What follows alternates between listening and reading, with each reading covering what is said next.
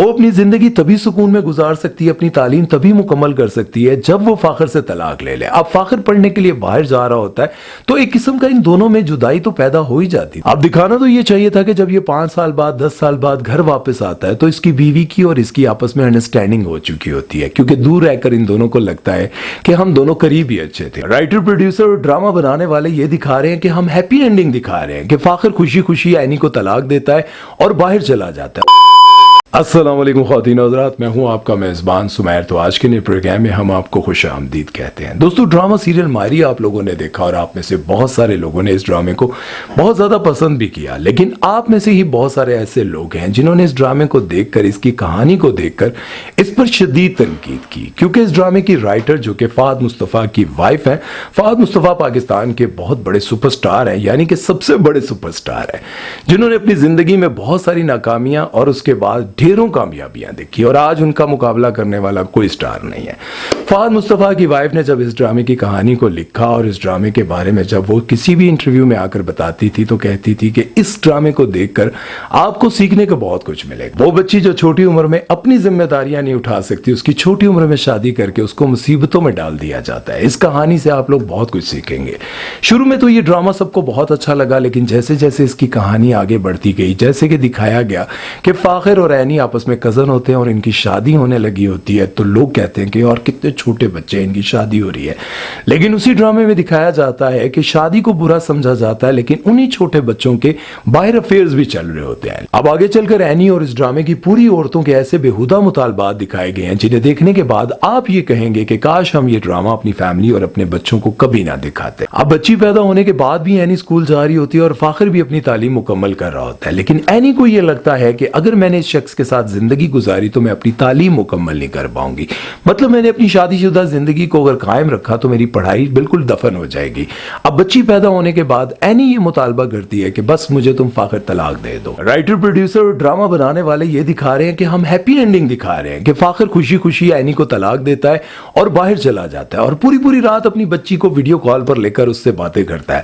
اب آپ ذرا یہ دیکھیں کہ ایک طرف آپ ان کی شادی دکھاتے ہیں, ان کے افیئرز دکھاتے ہیں, اور آپ لوگ ہیپی اینڈنگ کیا دکھا رہے ہیں کہ چھوٹی عمر میں اگر آپ کی شادی ہوگی ہے, بچی پیدا ہوگی ہے, تو اس بچی کو جس کی شادی ہوگی ہے وہ اپنی زندگی تبھی سکون میں گزار سکتی ہے, اپنی تعلیم تبھی مکمل کر سکتی ہے جب وہ فاخر سے طلاق لے لے. اب فاخر پڑھنے کے لیے باہر جا رہا ہوتا ہے تو ایک قسم کا ان دونوں میں جدائی تو پیدا ہو ہی جاتی. اب دکھانا تو یہ چاہیے تھا کہ جب یہ 5 سال بعد 10 سال بعد گھر واپس آتا ہے تو اس کی بیوی کی اور اس کی آپس میں انڈرسٹینڈنگ ہو چکی ہوتی ہے, کیونکہ دور رہ کر ان دونوں کو لگتا ہے کہ ہم دونوں قریب ہی اچھے تھے. تو جب یہ واپس آ کر ملتے ہیں تو ان کی زندگی اچھی گزری ہوتی ہے. لیکن کہانی یہاں پر ختم نہیں ہوتی. اس ڈرامے کی تمام عورتوں کو طلاق لینے کا شوق تھا. اب عائشہ اور حبیب جو کہ اینی کے ماں باپ ہوتے ہیں, اور عائشہ کو ہمیشہ یہ طلب رہتی ہے کہ اس کا شوہر اس کو ٹائم دے, اس سے محبت کرے, لیکن حبیب جو ہے وہ باہر کسی کے ساتھ شادی کر لیتا ہے, اور وہ عورت لالچی ہوتی ہے. اس کے باہر بھی لڑکوں کے ساتھ افیئر چل رہے ہوتے ہیں, لیکن حبیب کے سامنے وہ بہت شریف بنی رہتی ہے. لیکن جب حبیب کو اس کے بارے میں پتہ چل جاتا ہے تو حبیب اس کو طلاق دے دیتا ہے. اس عورت سے وہ چھٹکارا حاصل کر لیتا ہے جب اس کو پتہ چلتا ہے کہ یہ 2 نمبر عورت ہے.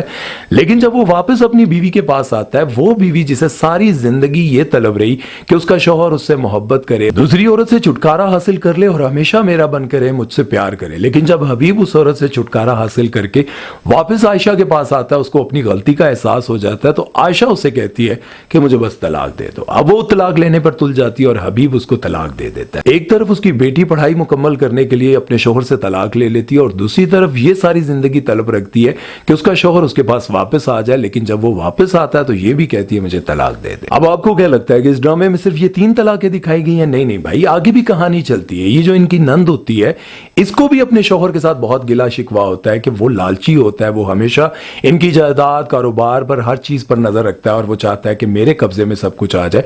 اور جب نند کو یہ بات سمجھ آ جاتی ہے تو وہ کہتی ہے کہ بس مجھے طلاق دے دو. پہلے تو وہ لالچی شخص بھی کوشش کرتا ہے کہ میں کسی نہ کسی طرح سے اپنی بیوی کو منا لوں, لیکن جب اس کو پتا چلتا ہے کہ یہ نہیں ماننے والی اور میرے ہاتھوں سے یہ کروڑوں کی جائیداد اور کاروبار نکلنے والا, اور وہ عورت جو طلاق لینے پر ڈٹی ہوتی ہے وہ طلاق لے کر ہی آرام کرتی ہے.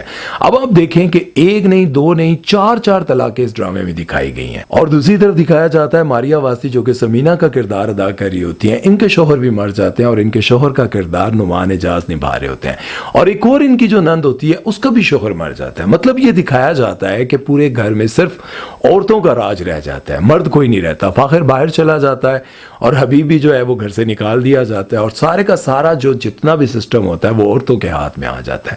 اب اس پر بہت زیادہ لوگ تنقید کر رہے ہیں کہ آخر اس ڈرامے کو آپ نے کیا بنا دیا اور کیا دکھا دیا. بیسیکلی آپ لوگوں نے یہ کہہ کر اس ڈرامے کو پروموٹ کیا تھا اور اس کی رائٹر نے بھی ہر جگہ پر یہ بتایا تھا کہ میں اس ڈرامے کو اس لیے لکھ رہی ہوں اور اس لیے دکھانا چاہ رہی ہوں کہ چھوٹی عمر میں بچیوں کی شادیاں نہیں کرنی چاہیے. لیکن آپ لوگوں نے یہ بھی دکھایا کہ چھوٹی عمر میں بچیوں کے افیئر چلیں کوئی بات نہیں، لیکن اگر وہ شادی کر لیں تو بہت بری بات ہے. اور اگر شادی ہو گئی اور بچی ہوگی تو بچی کے ذہن میں یہ آ گیا کہ بھائی جب تک میں شادی شدہ رہوں گی میں آگے نہیں بڑھ سکتی. آپ لوگوں نے طلاق کو پروموٹ کیا جیسے کہ آج کل ہر ڈرامے میں پروموٹ کیا جا رہا ہے. ہر ڈرامے میں آپ دیکھیں گے کہ میاں بیوی کی لڑائی ہوتی ہے، یا شوہر بیوی کو طلاق دے دیتا ہے، یا پھر بیوی جو ہے وہ شوہر سے طلاق مانگ کر اپنی زندگی پرسکون گزارنا چاہتی ہے.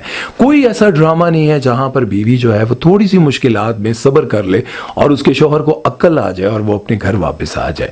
آپ لوگوں نے دیکھا کہ ہمارے فنکاروں میں بھی یہ رواج ہو گیا، کئی سال گزارنے کے بعد یہ فیصلہ کیا کہ ہمیں الگ ہو جانا چاہیے. اسی طرح سے انڈسٹری میں بہت سارے رائٹرز بھی اسی طرح کی کہانیاں لکھتے جا رہے ہیں کہ بس جب آپ کی زندگی میں سکون نہ ہونا تو علیحدگی کر لیں. عمران اشرف بھی اپنی شادی شدہ زندگی بہت اچھے سے گزار رہے تھے اور ان کے بچے بھی تھے، لیکن انہوں نے بھی یہ فیصلہ کیا کہ اب ہمیں الگ ہو جانا چاہیے. اور ان کی بیوی جب الگ ہوئی تو ان کے بھی ویسے بولڈ فوٹو شوٹس آنے لگ گئے، ڈراموں میں بھی آنے لگ گئی. اور اب لوگوں کو یہ لگتا ہے کہ شاید ان کی بیوی چاہتی تھی کہ شادی شدہ زندگی میں سکون نہیں ہے، شادی شدہ زندگی میں کبھی کچھ بن نہیں سکتی، اس لیے انہوں نے علیحدگی اختیار کر لی. فلم سٹار ثنا فاخر نے بھی اپنے شوہر کے ساتھ کئی سال گزارے، ان کے بچے بھی ہیں، ان کی بھی زندگی بہت اچھی سے گزر رہی تھی، لیکن ان کو بھی اب آ کر لگا کہ شاید ہمیں الگ ہو جانا چاہیے.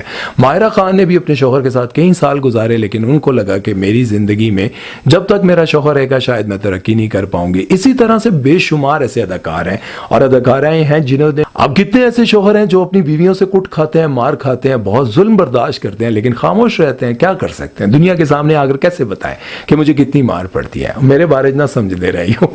اب ہمایوں سعید ہیں جن کے بارے میں پورے میڈیا میں مشہور ہے کہ وہ اپنی بیوی سے بہت ڈرتے ہیں، تو بھائی اچھی بات ہے، دونوں خوش تو ہیں نا، دونوں ساتھ تو ہیں، بھلے ہی ڈرتے ہیں. کون سا ہمایوں سعید باز آ جاتے ہیں اپنی حرکتوں سے؟ ایک فون نہ اٹھائیں تو کچھ ہی لمحے بعد ان کی بیوی سیٹ پر ہوتی ہے، آفس میں ہوتی ہے کہ ہمایوں فون کیوں نہیں اٹھا رہا؟ آخر کوئی نہ کوئی تو وجہ ضرور ہے، دال میں کچھ کالا ضرور ہے. لیکن وہاں آ کر ان کو کئی بار پتا چلا کہ دال میں کالا نہیں بلکہ پوری کی پوری دال ہی کالی ہے. خیر بھائی صاحب، بہت بڑے بڑے ٹی وی چینلز پر بہت بڑے بڑے اینکرز جو ہیں اس ڈرامے کے حوالے سے اور اس ڈرامے کی اینڈنگ کے حوالے سے تنقید کر رہے ہیں. صرف میں ہی تنقید نہیں کر رہا ہوں، بہت سارے لوگ یہ کہہ رہے ہیں کہ آپ کیا میسج دے رہے ہیں اپنی معصوم بچیوں کو جنہوں نے بٹھا کر یہ ڈرامہ دکھایا. ان کے ذہن میں کیا آئے گا کہ اگر میری شادی ہوگی تو بھائی شادی کے بعد میں پڑھ نہیں سکوں گی، مجھے طلاق لینے میں کوئی حرج نہیں ہوگا اور مجھے کوئی اس میں مسئلہ بھی نہیں ہونا چاہیے کیونکہ یہ کون سی بڑی بات ہے، فلاں ڈرامے میں نہیں لی تھی اس نے. خیر، آپ لوگوں کا اس ڈرامے کے بارے میں کیا کہنا ہے اور اس کی اینڈنگ کے بارے میں آپ لوگوں کی کیا رائے ہے کمنٹ سیکشن میں ضرور دیجیے گا. میری اپنی ذاتی رائے یہ ہے کہ بہت برا دکھایا، بہت غلط دکھایا، ایسا نہیں دکھانا چاہیے تھا. اپنا بہت سارا خیال رکھیے گا، دعاؤں میں یاد رکھیے گا اور سمیر چودھری کو دیجیے اجازت. اللہ حافظ.